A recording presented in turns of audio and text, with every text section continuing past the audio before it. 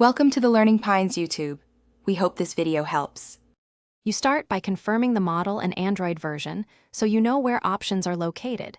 This matters because Samsung UI differs across One UI versions. Next, unlock the phone and open settings. You need direct access to emergency settings. Go to lock screen or safety and emergency immediately. Doing this first avoids accidental calls.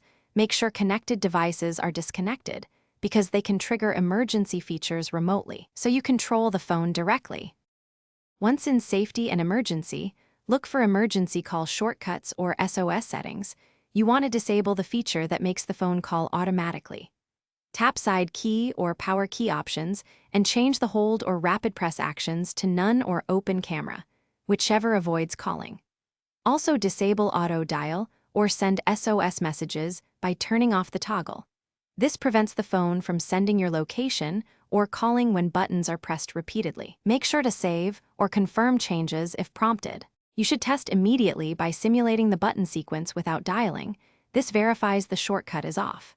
If the phone still initiates emergency calls, restart the device and revisit the same toggles because temporary settings can revert. If problems persist, update the system software.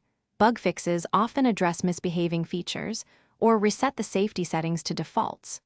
One troubleshooting tip: boot into safe mode to rule out third-party apps causing false triggers. Then uninstall suspected apps and retest. Thanks for watching. Consider subscribing if we helped you.